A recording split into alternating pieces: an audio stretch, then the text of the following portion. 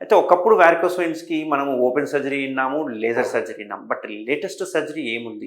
So ఎటువంటి pain లేకుండా, ఎటువంటి కోత లేకుండా, ఎటువంటి కుట్లు లేకుండా, ఎటువంటి డ్రెస్సింగ్స్ లేకుండా ఇమ్మీడియేట్‌గా అంటే పేషెంట్ కంప్లీట్ డే కేర్‌గా అంటే ఒక గంటలో సర్జరీ చేయించుకొని వాళ్ళ ఆఫీస్‌కెళ్ళిపోయేంత ఈజీ టెక్నాలజీ ఏమొచ్చింది అనుకుంటే గనక గ్లూ టెక్నాలజీ. దీన్నే వీనా సీల్ అంటాం అన్నట్టు. ఈ గ్లూలో అడ్వాంటేజ్ ఏంటంటే పేషెంట్‌కి ఎటువంటి మత్తు ఇవ్వాల్సిన అవసరం లేదు. ఓపీ బేసిస్‌లోనే సర్జరీ చేసేయొచ్చు.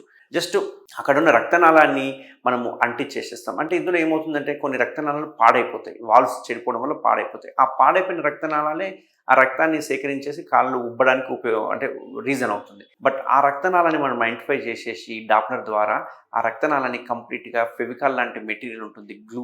ఆ గ్లూతో అంటించడం జరుగుతుంది. అంటే ఇది ఒక పర్మనెంట్ ఇంప్లాంట్‌గా ఉపయోగపడుతుంది. అంటే అక్కడ అతుక్కపోవడం వల్ల అది మళ్ళీ రీకానలేషన్ మళ్ళీ ఓపెన్ అయ్యే అవకాశాలు తక్కువుంటాయి. సో గ్లూలో రికరెన్స్ రేట్ అనేది చాలా తక్కువ ఉంటుందన్నట్టు. దీన్ని పర్మనెంట్ ట్రీట్మెంట్ అన్నట్టు. వారికోస్ వెయిన్స్‌కి ఇది ఒక పర్మనెంట్ ట్రీట్మెంట్. అదే లేజర్ చేయడం వల్ల కొంచెం రికరెన్స్ వచ్చే అవకాశాలు ఉంటాయి. రీకానలైజేషన్ అంటాం. బట్ గ్లూలో రీకానలైజేషన్ ఆప్షన్ అనేది అవకాశం అనేది తక్కువ ఉంటుంది. అంతేకాకుండా ఈ సర్జరీ చేయడం వల్ల ఎటువంటి అనస్థీషియా ఇవ్వాల్సిన అవసరం లేదు. ఎటువంటి పెయిన్ ఉండదు. ఎటువంటి కోత ఉండదు. ఎటువంటి కుట్లు ఉండవు. పేషెంట్ ఇమ్మీడియేట్‌గా డిశ్చార్జ్ జరుగుతుంది. పేషెంట్ ఇమ్మీడియేట్‌గా మూవ్ కావచ్చు. వాళ్ళ జాబ్‌కెళ్ళిపోవచ్చు. అండ్ కంప్లీట్ బెడ్ రెస్ట్ అనేది అవసరం లేకుండా కంప్లీట్‌గా మొబిలైజేషన్ అంటే తిరగొచ్చు. ఏ పనికైనా తిరగొచ్చు అన్నట్టు. ఎటువంటి బెడ్ రెస్ట్ అవసరం లేదు. ఎటువంటి పథ్యం అవసరం లేదు.